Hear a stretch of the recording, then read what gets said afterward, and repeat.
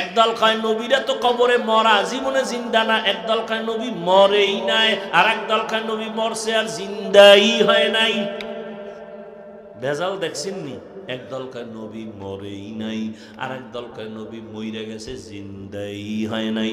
আমরা আল্লাহ কয় আমি খাওন দেই। এখন ওরা আমগো প্রশ্ন করে নবী যদি নামাজ পড়ে এই ছোট জায়গায় কেমনে পড়ে? এরপরে যদি আল্লাহ খাওন দেয় কি খায়? রুটি না ভাত? যদি ভাত রুটি খায় প্লেট গ্লাস কই পায়? বাথরুম কই? এত বড় তার সেরা আউলা জাউলা প্রশ্ন করে আপনি গো নাজেহাল করে নেন। এখন এই আহাম্মকের জবাব কখন দিব? সুযোগ আমার নাই। অনেক বয়ানে জবাব দিয়েছি, তারপর 1 মিনিটে বলে যাই। আমরা যখন মায়ের গর্ভে আল্লাহ আমগো দিছেন এক ফোঁটা নাপাক পানির থেকে, হাল আতা আলাল ইনসানি হিনুম মিনাদ দাহরি লাম ইয়াকুন শাইআম মাযকুরা ইন্না খালাকনাল ইনসানা মিন নুতফাতিন আমশাজিন নাবতালি ফাজআলনাহু সামিআন বাসীরা ওয়ালাকাদ খালাকনাল ইনসানা মিন সুলালাতিন মিন তিন সুম্মা জাআলনাহু নুতফাতান ফি ক্বারারিন মাকিন সুম্মা খালাকনান নুতফাতা আলাকা ফাখালাকনাল আলাকাতা মুদগা ফাখালাকনাল মুদগাতা ইযামা ফাকাসাউনাল ইযামা লাহমা সুম্মা আনশানাহু খালকান আখার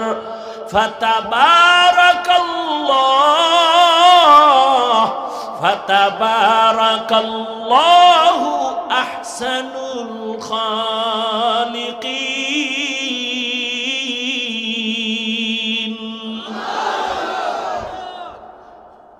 ব্যাখ্যা দেওয়ার সুযোগ নাই। মায়ের গর্ভে যখন বাচ্চা আসে, যেদিন 40 দিন নাপাক পানিটা রক্তের পিণ্ড, আবার 40 দিন পরে এই পিণ্ডটা গোশত, আবার 40 দিনের মেহনত চলে, মেহনতের পরে আবার হাড্ডি, এর উপরে গোশত, এভাবে 40-40-এর মেহনত চলে।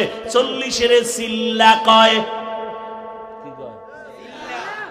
মায়ের গর্ভে বাচ্চার চিল্লা দিলে দেহের উন্নতি হয়, আর দুনিয়াতে বান্দা আল্লাহর পথে চিল্লা দিলে রুহের উন্নতি হয়। চোখে কালা রঙের আয়না লাগায় কয় কি ও কিয়ামত হইল নি? কেন কয় বাতি কালো কেন? একজনে কয় তোর চোখে গজব লাগছে রে, কিয়ামত বহুত দূর, তোর চোখে গজব লাগছে, চিকিৎসা কম। এই শাহরাস্তির মুসলমান, বাপের বেটা হয়ে থাকলে আমার 3টা প্রশ্নের জবাব দাও। বাঘের বাচ্চার মতো দিবা, তাল মিলাবা না, সত্য কথাটা স্বীকার করবা, মানো আর না মানো। আমাকে বলো, তাবলিগের দ্বারা এই দেশে মুসলমানের ইসলামের কি ক্ষতি হয়েছে বলো? আর উপকার পরে কও, এটা আমি বুঝি না। ক্ষতি হয়েছে কি সেইটা কও। হয় নাই? নাম্বার 2, চরমনাই উজানি এরকম যারা আহলে হক পীর আছে নাই, বলো এদের দ্বারা বাংলাদেশে ইসলামের কি ক্ষতি হয়েছে? হয় নাই? নাম্বার 3, কওমির দ্বারা কিছু হয়েছে? হ্যাঁ, কওমি মাদ্রাসা দেওবন্দির দ্বারা ইসলামের কি ক্ষতি হয়েছে বলো? হয় নাই? সবাই একমত? তাহলে দরজা আটকায় বাসায় গিয়ে কানে ধরে 3 বার উঠবা আর বসবা। জীবনে আর কোনোদিন তাবলিগের বিরুদ্ধে কথা বলবা না, চরমনার বিরুদ্ধে কথা বলবা না, উজানির বিরুদ্ধে কথা বলবা না, কওমের বিরুদ্ধে কথা বলবা না। আর যদি মনে করো হ্যাঁ হইছে, খালি আমারে সাইজ কর, বুঝায় লাইনে নে, মাঠ গরম বানায় এলাম একদিনে, খালি বুঝা আমার যে তাবলিগে ঝামেলা আছে বুঝাই দে। তবে গাঞ্জা খাইয়ে বুঝাইস না, খবরদার। বিরোধিতা কেন? চরমনের বিরোধিতা কেন? উজানির বিরোধিতা কেন? কওমির বিরোধিতা কেন? তাবলিগের বিরোধিতা কেন? কি বুঝাতে চাও? ফেললেন পরীক্ষা, চতুর্দিকে নবীর দুশমন, রহমতের নবীরে রাস্তায় কাটা দেয়, বাড়ি আটকায়, নবীকে মেরে ফেলবে। একদিন আর 2 দিন না, নবীর দুনিয়াতে মা বাবা নাই। আল্লাহ পাক 2টা ছায়া দিলেন দারুল আসবাব। 1 নম্বর ছায়া চাচা আবু তালেব, আর একটা ছায়া খাদিজা রাদিয়াল্লাহু আনহা। একই বছরের মধ্যে 8 পিস করে 2 জন চলে গেলেন। কঠিন পরীক্ষা। আম্মা জান আয়েশা রাদিয়াল্লাহু তাআলা আনহা রহমতের নবীকে জিজ্ঞাসা করলেন, ইয়া রাসূলুল্লাহ, জীবনে আপনি অনেক কষ্ট করেছেন, তবে এমন কি কষ্ট যে বারবার আপনাকে বেশি আঘাত করে, এমন কোন কষ্টটা? রহমতের নবী কাঁদেন আর বলেন, হ্যাঁ আয়েশা, তায়েফের ময়দানের কষ্ট আমাকে বারবার কাঁদায় আর আঘাত করে। আমি এতিম, পায়ে হেঁটে পাথরওয়ালা জমিন পেরিয়ে আমি তায়েফের ময়দানে গেলাম দাওয়াতের জন্য। ওই কাফের বেঈমানেরা বাচ্চাদের লেলিয়ে দিল আমাকে পাথর মারার জন্য। আমার শরীরে মশা পড়ে না, মাছি পড়ে না, আমার ঘাম থেকে মেশকের ঘেরান। কিন্তু আয়েশা জানো না, ওই কাফের সন্তানগুলো এই পরিমাণ পাথর মারলো, বৃষ্টির মতো রক্ত পরে আমার জুতা আটকায় গেছে। আমি চোখের পানি ফেলি আর কান্না করি।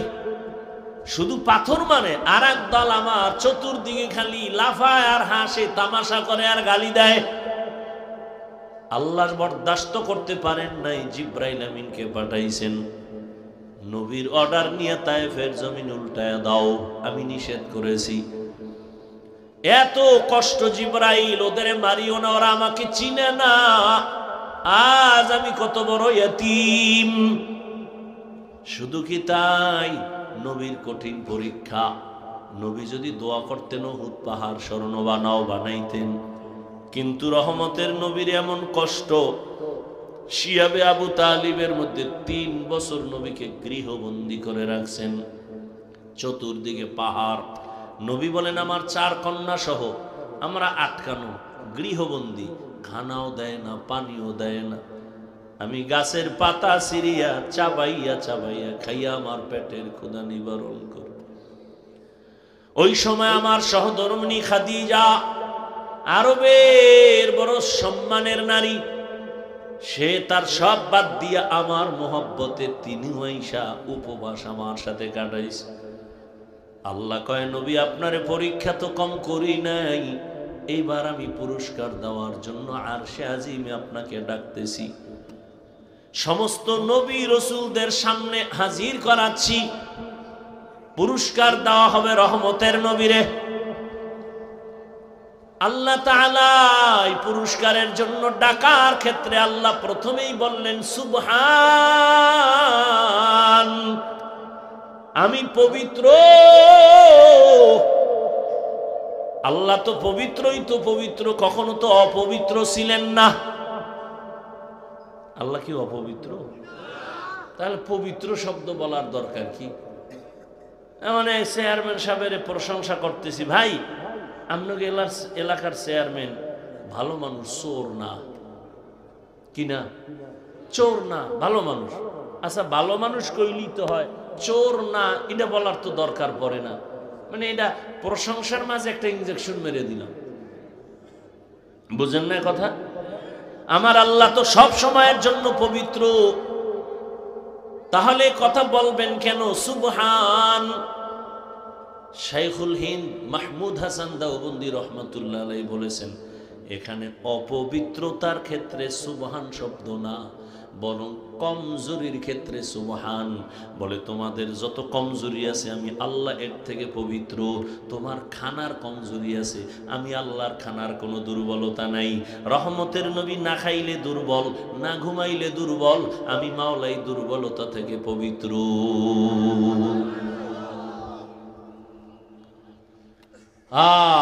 শুধু তাই না, সুবহান দিয়ে একটা শব্দ আল্লাহ উম্মতের দুনিয়ার মানুষের জাগায় মর্যাদা বাড়ার জন্য বলে দিছেন, ও দুনিয়ার মানুষ, সুবহানের এই ওজিফাটা পড়তে থাকো। যদি তুমি পড়তেই পারো, তোমার এই ওজিফার দ্বারা তোমার জীবনটাকে আল্লাহ পবিত্র বানায় দিবেন। এই জন্য আমরা যখন নামাজে দাঁড়াইয়াই বলি সুবহানাকা আল্লাহুম্মা, বলি না সুবহান। বুখারী শরীফের মধ্যে এ নিয়ে তো উলামায়ে কেরাম শেষ দর খতমে বুখারীতে আলোচনা করেন, কালিমাতানে হাবিবাতানে ইলার রহমান খফিফাতানে আলাল লিসান সাকিলাতান ফিল মিজান সুবহানাল্লাহি ওয়া বিহামদিহি সুবহানাল্লাহিল আযীম। বান্দা তুমি সুবহানের ওজিফা পড়ো। নাম্বার 3, আশ্চর্য কোন বিষয় যদি আমরা শুনি বা দেখি তখন বলি কি সুবহানাল্লাহ। কি বলি? সুবহানাল্লাহ। কারো জ্যৈষ্ঠ মাস, কারো সর্বনাশ। হ্যাঁ, এক বালতি দুধের মধ্যে এক ফোঁটা নাপাক পড়লে সব কি নাপাক। ইশারায় বলে দিলাম, আর বিস্তারিত বলবো না। আমি খুব দ্রুত ইনশাআল্লাহ, আপনাদের ধৈর্য আমি নষ্ট করব না। তো সুবহান দিয়ে আল্লাহ বুঝাইলেন রহমতের নবীর এই সফরটা কত বড় আশ্চর্য ধরনের সফর। 4 নাম্বার, ও দুনিয়ার মানুষ, ১৫০০ বছর পরে এখনো বহু বেঈমান আর নাস্তিকরা মেরাজ মানে না। বলে মোহাম্মদ অল্প টাইমে কেমনে গেলেন, আবার কেমনে আসলেন? এটা ঘুমের ঘরে হয়েছে। আল্লাহ বলেন আমি সুবহান, তোমার সব মেধার দুর্বলতা থেকে আমি আল্লাহ পবিত্র। এখানে আর এক জবাব হলো, রহমতের নবী মেরাজে যান নাই, আন নাই, আল্লাহ নিছেন। কে নিছেন? আল্লাহ নিছেন, আবার আল্লাহ পাঠায় দিছেন। এবার প্রশ্ন থাকলে আল্লাহরে করো, মুহাম্মদের উপরে কেন? মুহাম্মদ তো আমার বন্ধু। কেমন বন্ধু? ঈসা নবী আমার বন্ধু, ইব্রাহিম আমার বন্ধু, দাউদ আমার বন্ধু, সুলাইমান আমার বন্ধু, মুসা নবী আমার বন্ধু, ঈসা নবী আমার বন্ধু, মুহাম্মদ আমার বন্ধু। তবে ব্যবধানটা কোথায়? সব নবী রাসূল আমি আল্লাহ তাআলার আশিক, আর আমি আল্লাহ একা মুহাম্মদের আশিক। প্রশ্ন আমারে কর, আমার বন্ধু আসমানে যায় নাই, আমি নিছি। এখন প্রশ্ন কর আমি কেমনে নিলাম? প্রশ্ন এখানে কর, এবার শোন আমি কেমনে নিলাম। আমি যদি জান্নাত থেকে আদমের ভারতের চরণ দ্বীপে ফালায় দিতে পারি, হাওয়াকে সৌদি আরবের জেদ্দায় দিতে পারি, আমার বন্ধুরে টান দিয়ে আর সে নিতে পারি না কেন? আমি ঈসা নবীর জমিন থেকে দ্বিতীয় আসমানে যদি নিতে পারি, আমার বন্ধুকে আমি আরশে আজিমে কেন নিতে পারবো না? আমি ইদ্রিস নবীরে যদি আসমানে নিতে পারি, আমি আল্লাহর নবী মুহাম্মদের কেন পারবো না? আমি ইউনুস নবীরে মাছের পেটে ঢুকাইয়া আবার যদি আমি বের করে দিতে পারি সুস্থ, আমি আমার রহমতের নবীরে কেন আরশে আজিমে নিয়া আবার আমি মক্কায় সুস্থ অবস্থায় কেন ফিরাইতে পারবো না?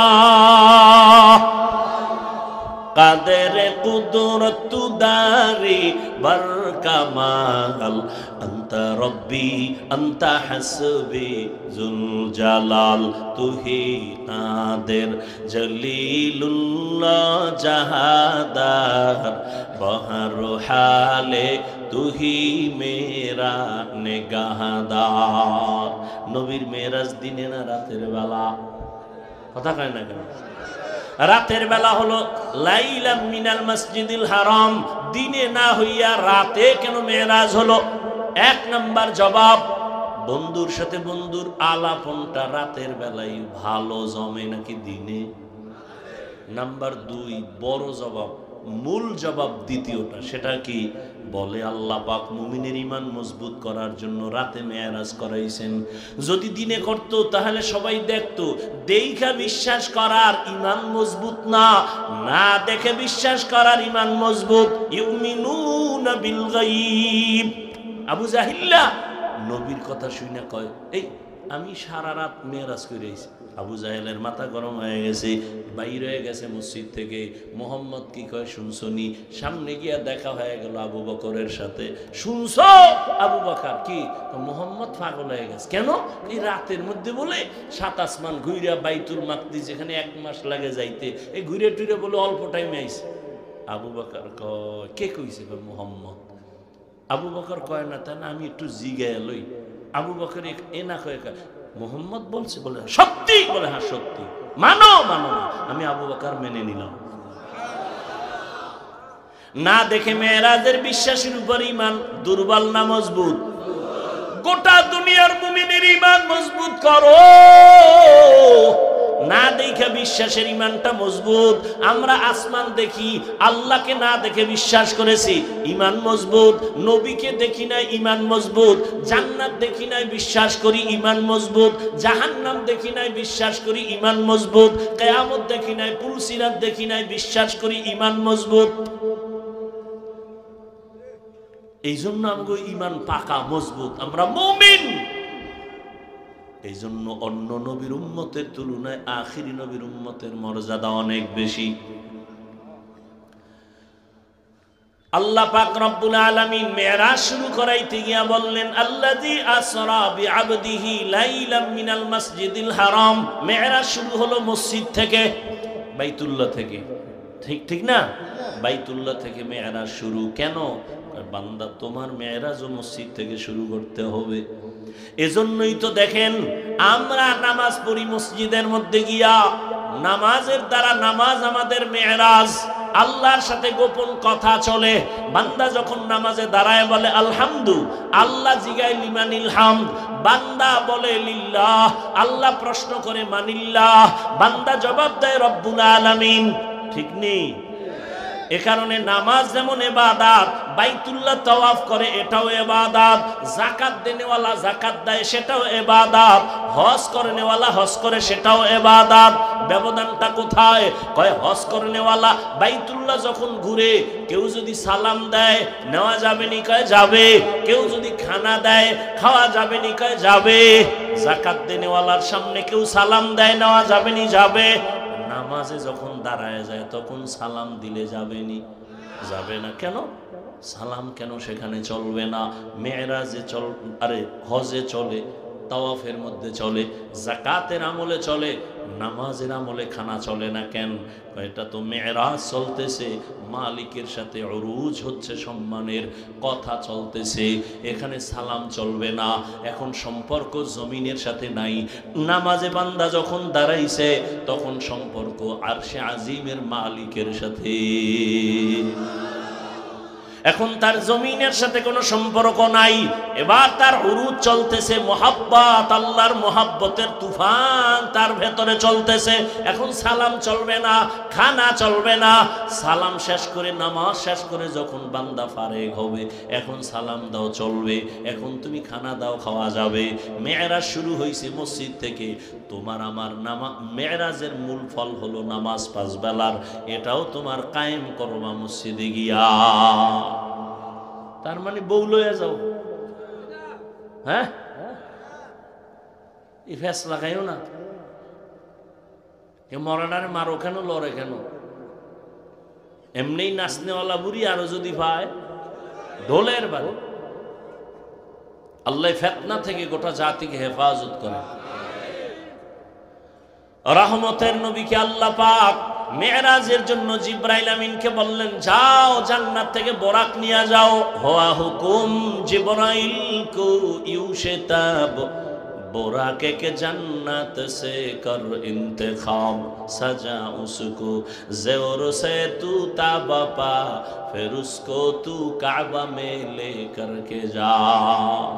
रहमतेर नबीरे निये आसलेन, नेওয়ার জন্য বোরাক নিয়ে আসলেন জিবরাইল বাইতুল্লাহর কিনারায়। এখানে নবীকে আইসা, নবী ছিলেন ঘুমের মধ্যে, নবীকে সজাগ করার জন্য জিবরাইল হাজির। নবী কোথায় ছিলেন? বলে 3 জায়গার কথা। নবী চাচাতো বোন উম্মে হানির ঘরে ঘুমান, কেউ বলে না নবী হাতিমে কাবায় ঘুমান্ত, কেউ বলে না নবী শিয়াবে আবু তালিবের মধ্যে ঘুমান্ত। এগুলোর সমাধান আছে, বলার সুযোগ নাই। রহমতের নবীকে যখন সজাগ করতে গেলেন, জিবরাইল আমিন ঘরের ছাদের মাঝখান দিয়ে নিচে নামলেন। নবীজি ঘুমান্ত। জিবরাইল আমিনের 600 নূরের পাখা নবীজির মাথায় স্পর্শ করে না, শরীর স্পর্শ করে না। জিবরাইলের নূরের পাখা রহমতের নবীর পা মোবারকের পাতায় স্পর্শ করলো। নবী সজাগ হয়ে গেলেন। রহমতের নবী সজাগ হইয়া তাকায় দেখে জিবরাইল এখানে হাজির। নবী ওইটা প্রশ্ন করলেন, ও ভাই জিবরাইল কেন আসলেন? মেরাজ কান শুকনা, সবক নাও। ঘুমের মানুষ কেমনে সজাগ করবা? রহমতের নবীর সবক দিয়ে দিলেন, ঘুমের মানুষ যদি সজাগ করতে চাও, মাথার মধ্যে কোনো হাত নয়, শরীর স্পর্শ না, পায়ের মধ্যে চাপ দাও হালকাভাবে, তাকাইয়া তোমারে দেখবে, কোনো ভয় লাগবে না, কে ডাকলো বুঝতে পারবে। পেছন দিক দিয়ে যদি আঘাত হয় হঠাৎ করে ভয় পেতে পারে। ঘুমের থেকে সজাগ করার আদব শিখায় দিলেন। নবী বলেন, কেন আসছেন? বলে, আজকে দরজা থেকে উপর দিয়ে নামলেন কেন? জিবরাইল আপনি উপর দিয়ে আসলেন কেন? দরজা আছে। আজকে তো উল্টা নামছি তো, কারণ সব ব্যবহার উল্টা শুরু হবে, মাত্র শুরু হয়ে গেল। আজ আপনার সাথে সব মুআমালা হবে উল্টা। নবীকে ধরিয়া চলে গেলেন হাতিমে কাবায়, ওখান থেকে জমজম কূপের কিনারায়। রহমতের নবী বলেন, আমাকে জমজম কূপের কিনারায় নিয়ে চিৎভাবে শোয়াইয়া আমার বুকটাকে চিরলেন। এরপরে কলবটাকে বের করিয়া স্বর্ণের পেয়ালার মধ্যে রাখলেন, জমজমের পানি দিয়া ধুইয়া এবার ভেতরে দিয়া হালকা চাপ দিলেন। আবার আমি দেখতেছি, সব কিছুই বলি না। আমার মাথার কিনারায় 70,000 ফেরেশতা, আমার ডানে 70,000 ফেরেশতা, আমার বামে 70,000 ফেরেশতা, আমার সামনে 70,000 ফেরেশতা। আমি সজাগ হয়ে দেখি আমার বুক ঠিক আছে, সেলাই লাগে নাই, রক্ত যায় নাই, ব্যথাও পাই নাই। এটাকে এখন বলি ওপেন হার্ট সার্জারি। এই দুনিয়ার চিকিৎসার বিজ্ঞানীরা, তুমি ওপেন হার্ট সার্জারি করে লাভ দিও না। আমার আল্লাহ, আমি আমার রসুলকে 4 বার ওপেন হার্ট সার্জারি করেছি, অতএব বাহাদুরি আল্লাহ করবে, তুমি বান্দার কোনো বাহাদুরি নাই। বলার সময় নাই, বহু ঝামেলা চলতেছে ধর্ম নিয়ে বাংলাদেশে। ঘুমাইয়া স্বপ্নে দেখি, কে যেন স্বপ্নের মধ্যে বলে, নবীর কলবটা কি নাপাক নি? কেন? কথা হলে ধুইল কেন? বুঝেননি কথা? ঘুমের মধ্যে দেখছি, সজাগ না, স্বপ্নে কে জানি কয় নবীর কলবটা নাপাক নি, ধুইল কেন? আচ্ছা, আমাকে একটু জবাব দেন, যেহেতু বইলেই ফেলাইছি। নবীজি অজু করতেন না করতেন না? বলেন। নবী গোসল করতেন। অজু আমরা করি না কেন? পবিত্র হওয়ার জন্য, তাই তো? নবী নাপাক, তো অজু করলেন কেন? নবী নাপাক, তো গোসল করলেন কেন? এই প্রশ্নের যেই জবাব, রসুলের কলব ঝমঝম দিয়ে ধুইলেন কেন, ওই প্রশ্নের সেই জবাব। আরো জবাব আছে, ধৈর্য তো শেষ। আমারটাও শেষ, আমনে গোটাও শেষ। ভাইরা আমার,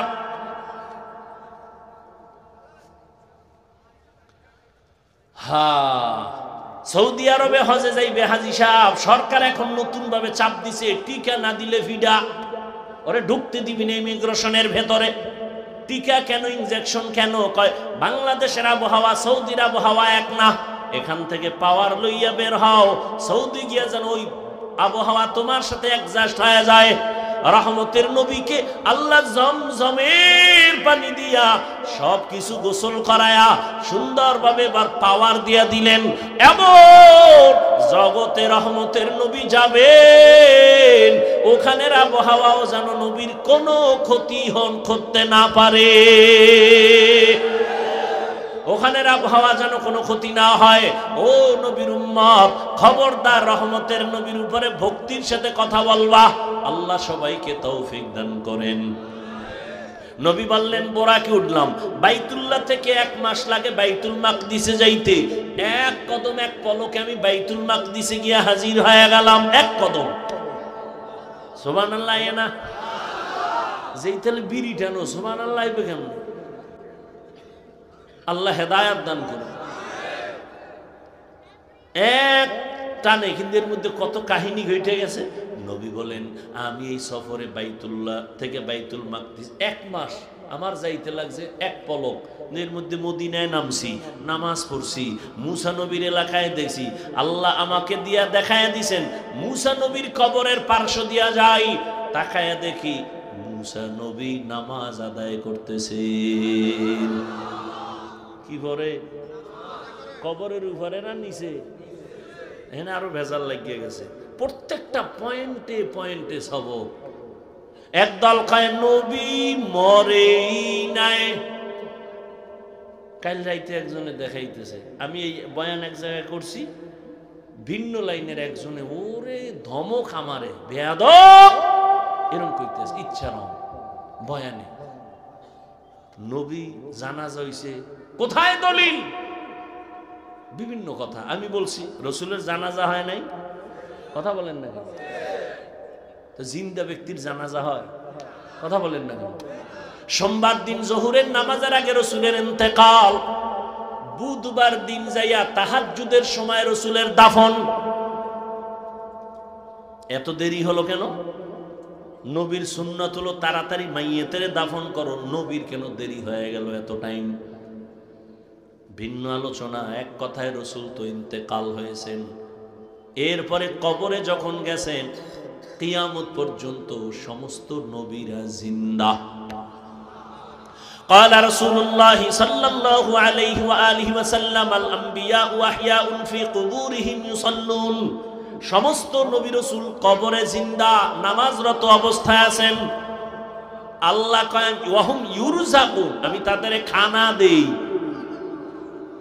কি দেই একদল কয় নবীরা তো কবরে মরা জীবনে জিন্দা না একদল কয় নবী মরেই নাই আর একদল কয় নবী মরছে আর জিন্দাই হয় নাই বেজাল দেখছেননি একদল কয় নবী মরেই নাই আর একদল কয় নবী মইরা গেছে জিন্দাই হয় নাই আমরা আল্লাহ কয় আমি খাওন দেই এখন ওরা আমগো প্রশ্ন করে নবী যদি নামাজ পড়ে এই ছোট জায়গায় কেমনে পড়ে এরপরে যদি আল্লাহ খাওন দেয় কি খায় রুটি না ভাত যদি ভাত রুটি খায় প্লেট গ্লাস কই পায় বাথরুম কই এত বড় তার সেরা আউলা জাউলা প্রশ্ন করে আপনাকে নাজেহাল করে নেয় এখন এই আহাম্মকের জবাব কখন দিব সুযোগ আমার নাই অনেক বয়ানে জবাব দিয়েছি তারপর 1 মিনিটে বলে যায় আমরা যখন মায়ের গর্ভে আল্লাহ আমগো দিছেন এক ফোঁটা নাপাক পানির থেকে হাল আতা আলাল ইনসানি হিনুম মিনাদ দাহরি লাম ইয়াকুন শাইআম মাযকুরা ইন্না খালাকনাল ইনসানা মিন নুতফাতিন আমশাজিন নাবতালি ফাজআলনাহু সামিআন বাসীরা ولقد خلقنا الإنسان من سلالة من طين ثم جعلناه نطفة في قرار مكين ثم خلقنا النطفة علقة فخلقنا العلقة مضغة فخلقنا المضغة عظاما فكسونا العظام لحما ثم أنشأناه خلقا آخر فتبارك الله أحسن الخالقين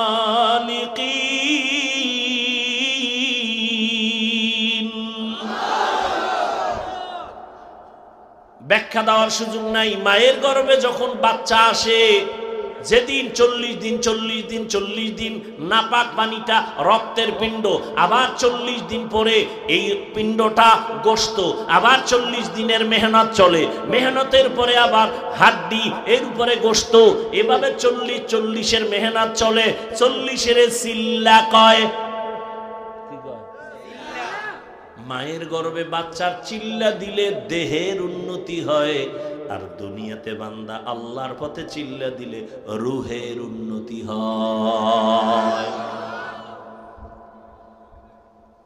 চোখে কালা রঙের আয়না লাগায় কয় কিও কিয়ামত হইল নি কেন কয় বাতি কালো কেন একজনে কয় তোর চোখে গজব লাগছে রে কিয়ামত বহুত দূর তোর চোখে গজব লাগছে চিকিৎসা কম এই শাহরাস্তির মুসলমান বাপের বেটা হয়ে থাকলে আমার 3টা প্রশ্নের জবাব দাও বাঘের বাচ্চার মতো দিবা তাল মিলাবা না সত্য কথাটা স্বীকার করবা মানো আর না মানো আমাকে বলো তাবলীগের দ্বারা এই দেশে মুসলমানের ইসলামের কি ক্ষতি হয়েছে বলো আর উপকার পরে কও এটা আমি বুঝি না ক্ষতি হয়েছে কি সেটা কও হয় নাই নাম্বার 2 চরমনাই উজানি এরকম যারা আহলে হক পীর আছে নাই বলো এদের দ্বারা বাংলাদেশে ইসলামের কি ক্ষতি হয়েছে হয় নাই নাম্বার 3 কওমির দ্বারা কিছু হয়েছে হ্যাঁ কওমি মাদ্রাসা দেওবন্দির দ্বারা ইসলামের কি ক্ষতি হয়েছে বলো হয় নাই সবাই একমত তাহলে দরজা আটকায় বাসায় গিয়ে কানে ধরে 3 বার উঠবা আর বসবা। জীবনে আর কোনোদিন তাবলীগের বিরুদ্ধে কথা বলবা না, চরমনার বিরুদ্ধে কথা বলবা না, উজানির বিরুদ্ধে কথা বলবা না, কওমের বিরুদ্ধে কথা বলবা না। আর যদি মনে করো হ্যাঁ হইছে, খালি আমারে সাইজ কর, বুঝায় লাইনে নে, মাঠ গরম বানায় এলাম একদিনে, খালি বুঝা আমার যে তাবলীগে ঝামেলা আছে বুঝাই দে। তবে গাঞ্জা খাইয়ে বুঝাইস না, খবরদার। বিরোধিতা কেন? চরমনের বিরোধিতা কেন? উজানির বিরোধিতা কেন? কওমের বিরোধিতা কেন? তাবলীগের বিরোধিতা কেন? কি বুঝাতে চাও? তোমার দাড়ি নাই, টুপি নাই, নামাজ নাই, বিড়ি টানো, গাঞ্জা খাও, একটা লোক তোমার কথায় বুঝায় বুঝায় পারছো দাড়িওয়ালা বানাইতে, নামাজি বানাইতে, দিনদার বানাইতে, তো বিরোধিতা করো কেন? কি সমস্যা কি? ওরা খারাপ না, মূলত তোমার অন্তর খারাপ, তোমার দিমাগ খারাপ, তোমার কলব খারাপ। আল্লাহ হেদায়েত দান করুন। মায়ের গর্ভে আল্লাহ যখন বাচ্চা দেয়, রুহু আসেনি? রুহু বলো, রুহু আসলে বাচ্চা জিন্দা না মরা? জিন্দা। সহজ কথা ভাই, আমি পেঁচ গোজের রস কম করি, সহজ কথা। তো জিন্দা হইলে বাচ্চার ক্ষুধা লাগেনি? আল্লাহ খানা দেয়নি? রুটি না ভাত? ও সময় কেমনে খায়? বাচ্চার তো বাথরুম হয়, খাইলে পেট ভরে তো বাথরুম লাগে। মায়ের গর্ভে কেমনে খায়, কেমনে খায়, কেমনে বাথরুম করে? এই প্রশ্নের জবাব যেদিন দিবি, নবীরা কেমনে কবরে খায় সেদিন সেই জবাব দিব। নিমক হারাম ইসলামটাকে শেষ করে দেওয়ার ষড়যন্ত্র। আল্লাহ হেদায়েত দান করুন। ভাইরা আমার, আর একটু সামনে যাই, অল্প টাইম। আল্লাহ তাআলা রব্বুল আলামিন রহমতের নবীকে নিয়ে গেলেন। নেওয়ার ক্ষেত্রে আল্লাহ পাক এখানে একটা শব্দ বলছেন, সুবহানাল্লাযী আসরা বিআবদিহি। কোরআন শরীফ এমন একটা দামি কিতাব, যেই কিতাবের মধ্যে আল্লাহ পাক এত দামি যে দেখলে সওয়াব, ধরলে সওয়াব, পড়লে সওয়াব। সেই কোরআনে আমার আল্লাহ নবীদের নাম নিয়ে ডাকছেন, ইয়া নূহ, ইয়া মূসা, ইয়া ইব্রাহিম, ইয়া ঈসা ইবনে মারইয়াম, নাম ধরছেন না? কিন্তু আমার নবীর নাম ধরে আল্লাহ কোরআনে একবারও ডাকেন নাই। নবীকে আল্লাহ একবারও নাম ধরে ডাকেন নাই। তবে দামি দামি অলংকার যুক্ত শব্দ দিয়া নবীরে সম্বোধন করছেন। ইয়া আইয়ুহাল মুজাম্মিল কুমিল লাইলা ইল্লা কালিলা, ইয়া আইয়ুহাল মুদ্দাসসির কুম ফাআনজির ওয়া রাব্বাকা ফাকাব্বির, ইয়াসিন, তাহা, হামিম। নবীরে আল্লাহ উপাধি দিয়েছেন দামি দামি।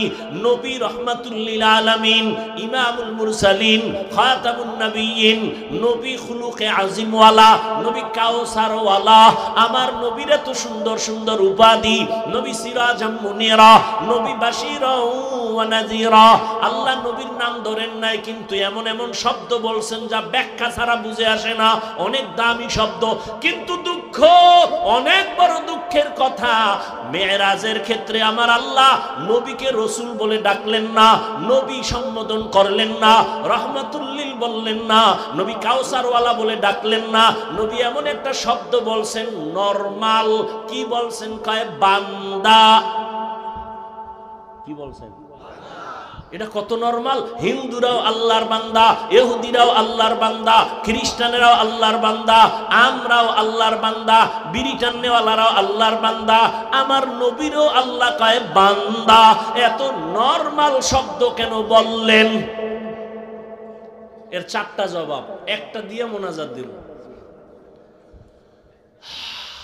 কয় জবাব? প্রশ্নটা বুঝেন তো। নবীজির এখানে রসুল বলে ডাকলেন না, নবী বলে ডাকলেন না, ইমামুল মুরসালিন বললেন না, খাতামুন নবিয়্যিন বললেন না। এখানে বললেন কি? বান্দা। নরমাল শব্দ কেন বললেন? 4 জবাবের প্রথম জবাব, আমার নবী নিজেরে বান্দা বলতে তৃপ্তি পান। নবী বান্দা বললে খুশি। আম্মা জান আয়েশা জিগায়, আপনি এত ইবাদত করেন কেন? নবী জবাব দেন, আফালা আকুনা আবদান শাকুরা। ও আয়েশা, আমি কি আল্লাহর প্রিয় বান্দা হব না? আমি কি কৃতজ্ঞ বান্দা হব না? বান্দা বলতে কত মজা পান আমার নবী। এই জন্য আমার আল্লাহ পাক নবীরে বান্দা বলে ডাকছেন। নবী নিজেরে বান্দা বললে বড় খুশি। এবার দৌড়ে যাই মেয়েরাজে।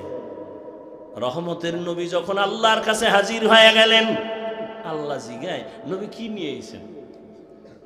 নবী বলেন, আমি 3 জিনিস নিয়ে এসেছি, আত্তাহিয়াতু লিল্লাহ ওয়াসসালাওয়াত ওয়াত-তাইয়্যিবাত। আল্লাহকে আপনারও 3টা দেই।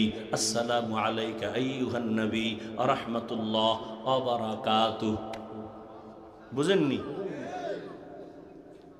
নবীকে আমি একা নিব কেন? আসসালামু আলাইনা ওয়া আলা ইবাদিল্লাহিস সালিহিন। আল্লাহ কয়, ফেরেশতারা সাক্ষী দাও। ফেরেশতারা এবার সাক্ষী দেয়, আশহাদু আল্লাহ ইলাহা ইল্লাল্লাহ।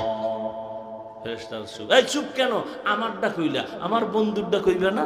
হ্যাঁ। এবার ফেরেশতারা বলে, আশহাদু আন্না মুহাম্মাদান। মুহাম্মাদান কই বইরিস পাও না?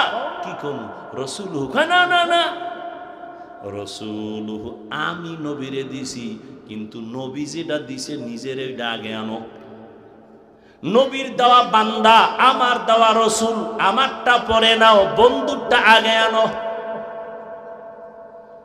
নবী বান্দা বললে খুশি, রসুল আমি দিছি, আমারটা পরে নাও। আবদুহু আগে বলো, তারপরে বলো রসুলুহু। আমারটা পরে নাও, আমার বন্ধুরটা। কারণ আমার মাকসাদ তো বন্ধুকে পুরস্কার দিয়ে খুশি করব। এখন একদল কয়, ওরে নবী তো দুনিয়ায় বান্দা, ওই আরশে আজিমে তো নবী নূর।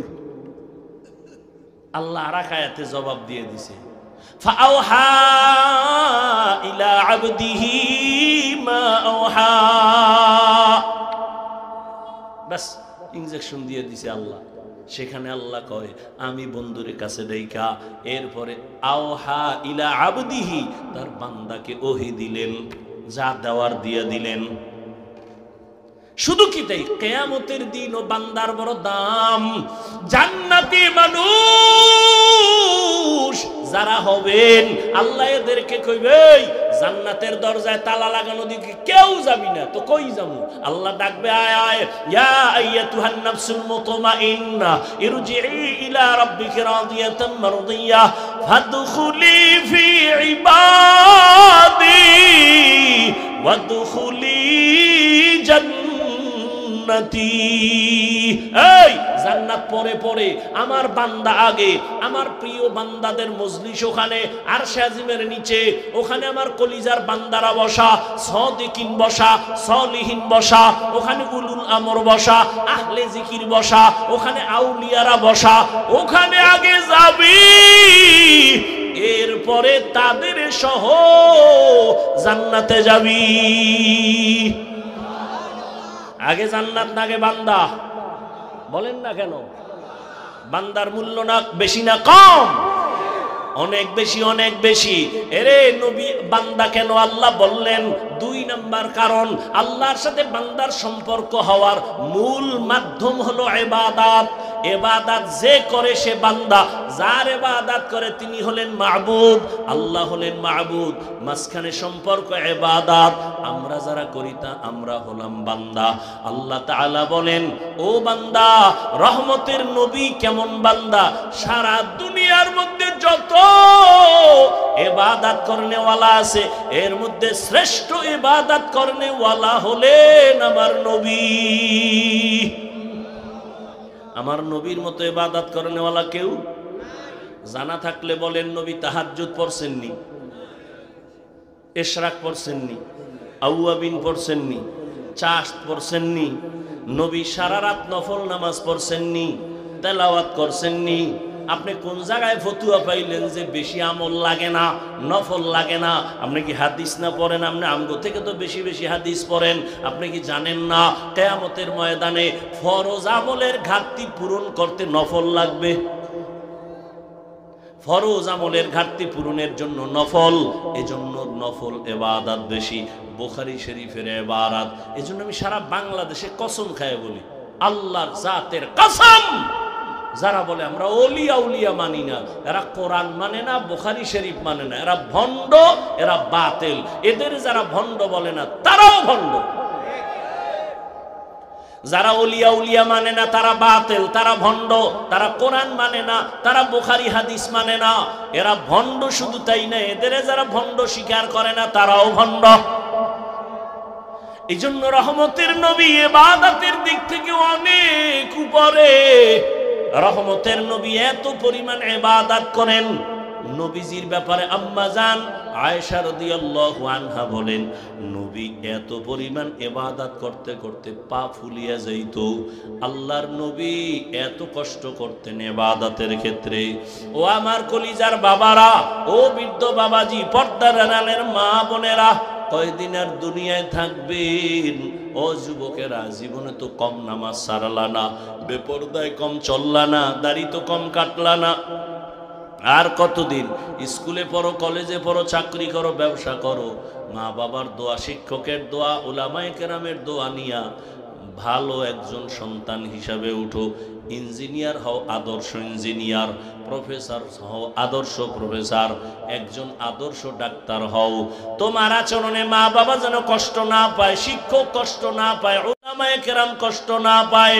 এরে পর্দার আড়ালের আম্মা জান, আপনাদের সন্তানগুলোকে লাইনে রাখার জন্য আপনাদের অবদান বেশি। এ দুনিয়াতে যত সন্তান ভালো হয়েছে মায়ের কারণে। এরে আম্মা জানেরা, এ কারণে তো আপনাদের সম্মান অনেক বেশি। আপনারা নবীদের মায়ের মতো দামি, সাহাবায়ে কেরামদের মায়ের মতো দামি মা। আপনারা তো আলেম হাফেজে কোরআনের মায়ের মতো দামি মা। এরে আম্মা জান, আপনারা খাদিজা রাদিয়াল্লাহু আনহার মতোই নারী, ফাতেমা রাদিয়াল্লাহু আনহার মতো নারী, আয়েশা রাদিয়াল্লাহু আনহার মতো নারী। আল্লাহ সন্তান দিয়েছেন, ডাক্তার বানাবেন, ইঞ্জিনিয়ার বানাবেন, বেয়াদব বানাবেন না। আপনার সন্তানের ব্যবহারে কোনোদিন মা বাপ যেন কষ্ট না পায়, উলামায়ে কেরাম কষ্ট না পায়, শিক্ষক কষ্ট না পায়। আদর্শ সন্তান রেখে যাবেন। ডাক্তার হলেও আপনার জন্য দোয়া করতে ভুলবে না। ও আমার কলিজার মা, আপনার মতো কত মা আছে এখনো পর্দা করে, স্বামীর মাল হেফাজত করে, বেপর্দায় চলে না, মোবাইলে সময় নষ্ট করে না। ও আমার শাহরাস্তির যুবক বাবারা, তোমার মতো কত যুবক স্কুল কলেজে পড়িয়াও 5 বেলার নামাজ পড়ে নাই। তোমার কপাল কেন খারাপ পারো না? তোমার মতো যুবক র্যাব, আর্মি, পুলিশ, বিডিআর এর চাকরি করে, নামাজি। বলো বাবা, তুমি কেন পারো না? আল্লাহ বিবেক দিছে, বিবেকের সাথে বেঈমানি করবা না। তোমার মতো যুবক ডাক্তার, প্রফেসর, ইঞ্জিনিয়ার, 5 বেলার নামাজি, ওসি, ডিসিএসপি, উকিল, ব্যারিস্টার, 5 বেলার নামাজি।